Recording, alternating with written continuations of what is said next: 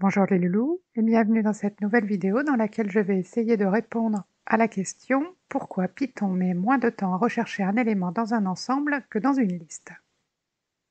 Je vais préciser de quoi je parle.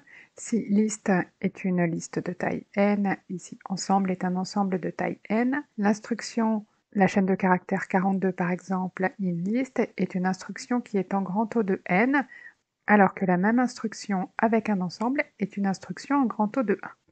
Je vais essayer de vous expliquer pourquoi, et pour cela, il faut creuser un petit peu et examiner à plus bas niveau comment sont construits, ou plutôt comment sont implémentés, les listes et les ensembles. Je ferai un certain nombre de simplifications et je vais occulter pas mal de choses.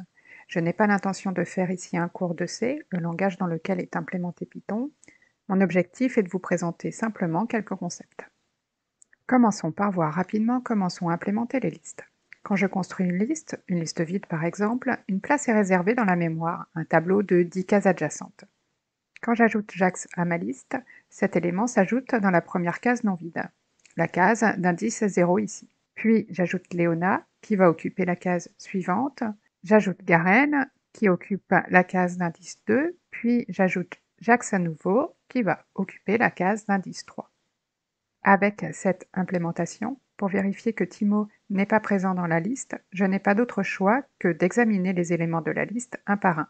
Si je double la taille de la liste, le temps de recherche sera doublé également. Cette instruction est bien en grand O de n. Voyons maintenant comment sont implémentés les ensembles. Mais avant cela, j'ai besoin de vous parler de fonction de hachage. Une fonction de hachage est une fonction qui calcule un nombre entier à partir d'un objet. Ce nombre représente en quelque sorte l'empreinte de l'objet. Je vous encourage à vous renseigner sur ce type de fonction par vous-même. La fonction hash en Python remplit ce rôle et je vous ai mis quelques exemples à l'écran. Passons maintenant à l'implémentation des ensembles. Je vais commencer par une implémentation simplifiée mais un peu fausse. Quand je construis un ensemble vide par exemple, une place est réservée dans la mémoire, un tableau de 10 cases adjacentes. Pour ajouter Jax à cet ensemble, Python commence par calculer son empreinte avec la fonction de hachage. Puis, il calcule ce nombre modulo 10, 10 ici parce que le tableau est un tableau de taille 10.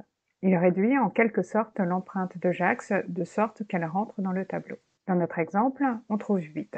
Jax est alors placé dans la case d'indice 8 de notre tableau.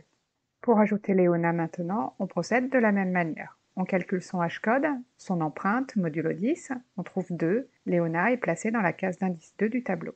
Au tour de Garen, son hashcode modulo 10 vaut 5, il occupera donc la case d'indice 5 du tableau. Si j'essaye d'ajouter Jax à nouveau, le hashcode de Jax modulo 10 vaut 8. Dans la case d'indice 8, Jax est déjà présent, rien ne se passe dans le tableau. Pour vérifier maintenant que Timo n'est pas dans cet ensemble, je calcule son hashcode modulo 10, ici je trouve 7, la case d'indice 7 du tableau est vide, je peux donc affirmer que Timo n'appartient pas à l'ensemble et je n'ai pas eu besoin de parcourir l'ensemble pour cela. Cette instruction est en grand O de 1. Une petite parenthèse, j'ai ajouté mes éléments dans l'ordre suivant, Jax, puis Léona, puis Garen. Maintenant, si je parcours mon ensemble ici, l'ordre probable de parcours sera Léona, puis Garen, puis Jax, si vous examinez le tableau. Mais pourquoi cette version est un peu fausse? Eh bien à cause de ce qu'on appelle les collisions. Je reprends mon ensemble précédent et je veux ajouter Vi cette fois-ci. Son hashcode modulo 10 vaut 8. Le problème est que la case d'indice 8 est déjà occupée par Jax. Il y a ce qu'on appelle une collision. Comment résoudre ce problème? Assez simplement en fait. Dans chaque case du tableau, on ne va pas mettre un élément unique, mais on va y mettre une liste.